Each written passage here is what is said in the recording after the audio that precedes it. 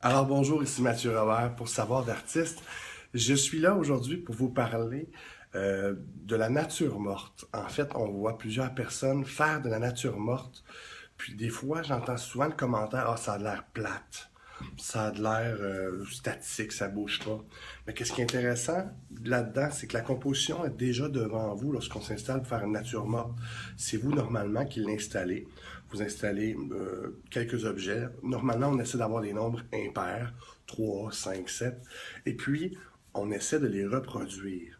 On observe la lumière, comment qu'elle change de ton, comment qu'elle change de nuance, c'est-à-dire de couleur. Puis, on se met à peindre ce qu'on voit. Soit on le dessine, soit qu'on le peint.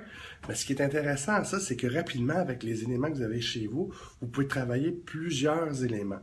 Puis pour s'améliorer en tant qu'artiste, je trouve que c'est très important. Donc ici, j'ai une nature morte. Qu'est-ce qui a été intéressant dans cette nature morte-là, c'est que j'ai pu travailler les effets de verre devant moi, bien les voir, pas avec une mauvaise photo, au maximum de leur rendition, puisque mes yeux, ils voyaient exactement devant moi ce qu'il y avait. J'ai été capable de faire des effets plus granuleux, plus texturés de citron. Donc encore là, il était devant moi. Les effets ici d'un drapé. Donc tout ça, et des effets de composition aussi, tout ça c'est une super bonne pratique si vous voulez évoluer. Donc autant la peinture à l'huile que l'acrylique. Tester des couleurs, tester des tons, refaire la même technique. Puis qu'est-ce qui est bien dans ça, c'est que c'est pas comme faire une œuvre avec une maison, avec un arbre, qui a beaucoup d'éléments à peindre. Naturellement, c'est souvent des petits objets.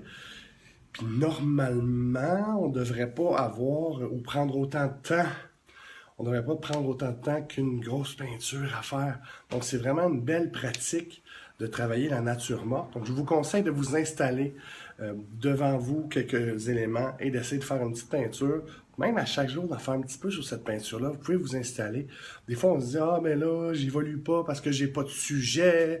Et là, je sais pas quoi faire ou je sais pas quel style m'en aller. » Au lieu de rien faire aujourd'hui, installez-vous, puis pratiquez vos couleurs, pratiquez vos tons, pratiquez votre coup de pinceau.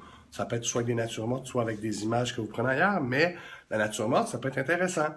Donc, voyez ça comme une étude, puis un pas vers l'avant, vers votre réussite artistique, votre plaisir artistique, ou de mieux de faire des éléments qui touchent le cœur encore plus des autres qui vont regarder votre toile.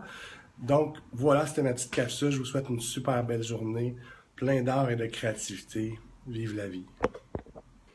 Découvrez ce nouveau cours en ligne, le paysage urbain par Savoir d'artiste. Accédez à plus de 16 vidéos haute définition, 330 minutes d'enregistrement ainsi que de multiples astuces qui vous rendront meilleur. Suivez pas à pas les directives de l'enseignant pour comprendre et maîtriser plusieurs techniques en paysage urbain.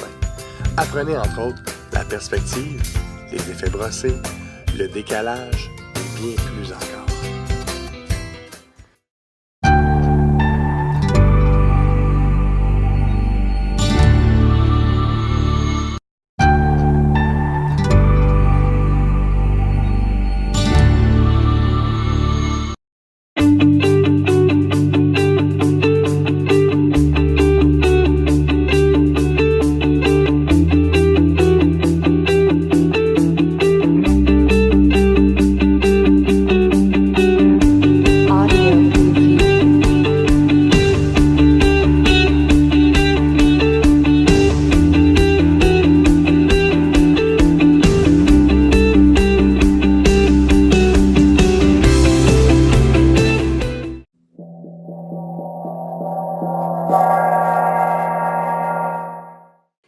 Découvrez ce nouveau cours en ligne, le paysage urbain par Savoir d'artiste.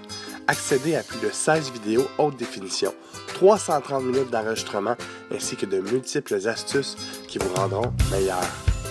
Suivez pas à pas les directives de l'enseignant pour comprendre et maîtriser plusieurs techniques en paysage urbain. Apprenez entre autres la perspective, les effets brossés, le décalage et bien plus encore.